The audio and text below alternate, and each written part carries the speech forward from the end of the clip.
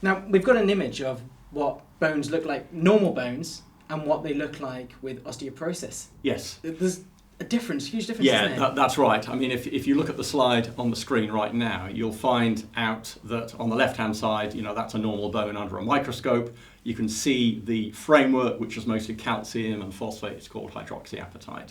And then you've got collagen protein, which holds it all together a bit like cement to give it that strength. On the right-hand side, you've got a bone which is suffering from osteoporosis. This is a bone where the calcium has been lost. There's not enough calcium or vitamin D and others in the diet, and also you can see that there is just about to go a nasty fragility fracture. It's very, very weak. That could be in somebody's hand. They would just bang the hand against the desk and that would break. It's much more serious, of course, if that break or that fragility fracture takes place in the hip, because the outcome from a broken hip is not very good.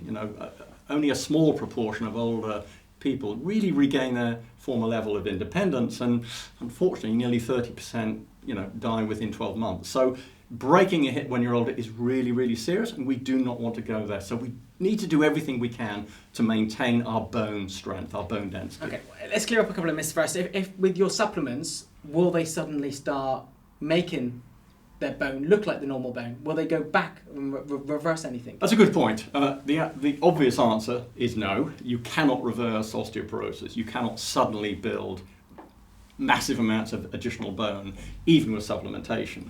Some people may say the opposite. It's not. You can't go there.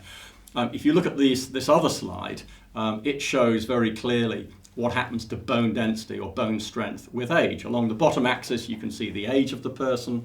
Along the vertical axis, that's bone strength, so the higher it is, the stronger the bone. And if you just concentrate on the red, which is the female line, you can see that the maximum amount of bone is formed at around 30. And basically, as you get a bit older, you start to lose a little bit of bone density, bone mass. And then postmenopausal females do tend to drop off a cliff at around 50, 55, where they can lose 25% plus bone density.